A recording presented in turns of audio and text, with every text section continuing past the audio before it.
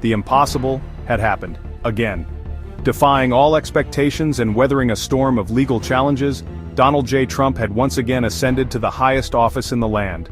The 2024 election was a brutal slugfest, a testament to the deep divisions that still grip the nation. But when the dust settled and the votes were counted, it was Trump who emerged victorious, ready to reclaim his place in the Oval Office. On January 20, 2025, the world watched as he took the oath of office for the second time, a triumphant smirk etched across his face. The inauguration ceremony was a spectacle befitting the man himself. A sea of red "Make America Great Again" hats bobbed in the crowd as Trump, flanked by his family, addressed the nation. His speech was vintage Trump, a fiery mix of grievance, boasts of past accomplishments, and promises to restore America to its former glory. He railed against the radical left and the fake news media, vowing to fight for the forgotten men and women who he claimed had been ignored by the political establishment. Yet, beneath the veneer of confidence, an undercurrent of anxiety ran through Washington.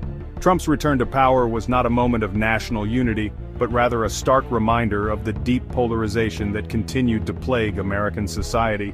His victory had been met with a mix of jubilation from his supporters and despair from his detractors, a clear sign that the wounds of the past 4 years were far from healed.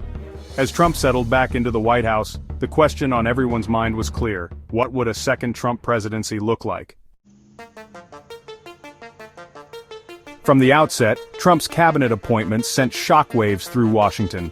Packed with loyalists and firebrands, his picks seemed designed to reward allegiance over experience and to prioritize his personal agenda over the nation's best interests. One appointment in particular raised eyebrows and sparked fierce opposition: Pete Hegseth, a former Fox News commentator with no military experience, as Secretary of Defense. Hegseth, a staunch Trump ally known for his hawkish views and inflammatory rhetoric, faced accusations of financial mismanagement, heavy drinking, and even sexual assault allegations he vehemently denied. Adding fuel to the fire was the nomination of Kash Patel, a former Trump administration official, to head the FBI. Patel, who had been deeply involved in Trump's efforts to discredit the Russia investigation, was accused of endangering a hostage rescue operation during his time in the Trump administration.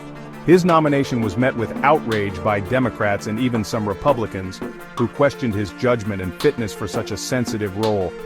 As if those picks weren't controversial enough, Trump further stoked the flames by tapping Tulsi Gabbard, the former Democratic congresswoman who had become a vocal critic of her own party, as his Director of National Intelligence.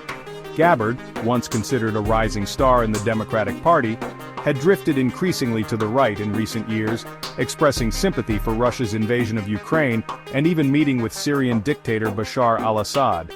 Her nomination was seen by many as a cynical ploy by Trump to court disaffected Democrats and further sow discord within the opposition party.